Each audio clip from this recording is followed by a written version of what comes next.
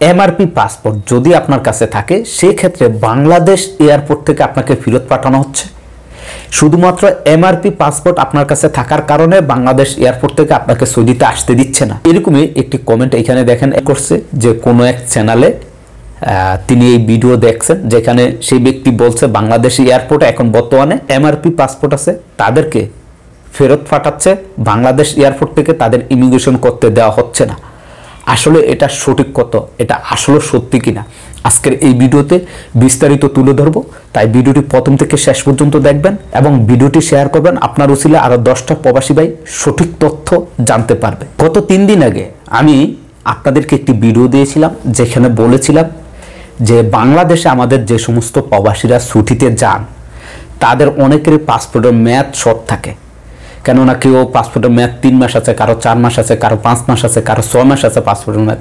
তো তারা যেটা করে বাংলাদেশে গিয়ে তারা ই পাসপোর্ট তৈরি করে। আর ই পাসপোর্ট তৈরি করে কেন তৈরি করে? কেননা বাংলাদেশে এমআরপি পাসপোর্ট বন্ধ, আপনি বাংলাদেশে গিয়ে এমআরপি পাসপোর্ট বানাতে পারবেন না। শুধুমাত্র যারা প্রবাসে আছে, সৌদিতে আছেন, তাদেরকে এখনও এমআরপি পাসপোর্ট তৈরি করে দেয়, কিন্তু দেশে এমআরপি পাসপোর্ট তৈরি হয় না। দ্বিতীয়ত হচ্ছে দেশে আপনাকে ই পাসপোর্ট করতে হবে বাধ্যতামূলক, আর ই পাসপোর্ট করতে হলে ভোটার আইডি কার্ড বাধ্যতামূলক। আপনি ভোটার আইডি কার্ড ছাড়া ই পাসপোর্ট বানাতে পারবেন না দেশে। এখন আপনি যখন আপনার ভোটার আইডি কার্ড দিয়ে ই পাসপোর্ট তৈরি করেন তখন দেখা যাচ্ছে আপনার পুরান পাসপোর্টের সাথে নতুন ই পাসপোর্টের তথ্য মিল থাকে না। কেন থাকে না?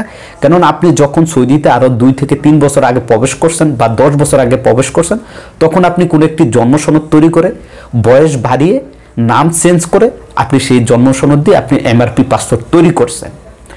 এখন যখন আপনি ই পাসপোর্টটি তৈরি করছেন তখন আপনি আপনার নতুন ভোটার আইডি দিয়ে করছেন, যেটার ভিতর আপনার বয়স পার্থক্য থাকে, নামের পার্থক্য থাকে, যার কারণে বাংলাদেশ এয়ারপোর্টে আপনাকে ইমিগ্রেশন করতে দেয় না। এই ভিডিওটা গত 2 দিন আগে দিয়েছি, এখনও চ্যানেল আছে দেখেন।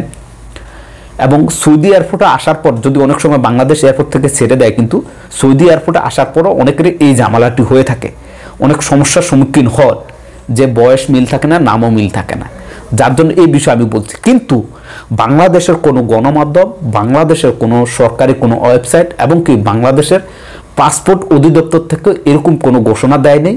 এবং কি আমি বেশ কিছু লোকজনের সাথে যোগাযোগ করছি যে বাংলাদেশ এয়ারপোর্টে এরকম কোনো তথা বা এরকম কোনো সিস্টেমে চালু করে নেয় যে আপনার এমআরপি পাসপোর্ট থাকলে আপনাকে বাংলাদেশ এয়ারপোর্ট থেকে ফেরত পাঠাচ্ছে, আপনার ইমিগ্রেশন করে সৌদিতে পাঠাচ্ছে না।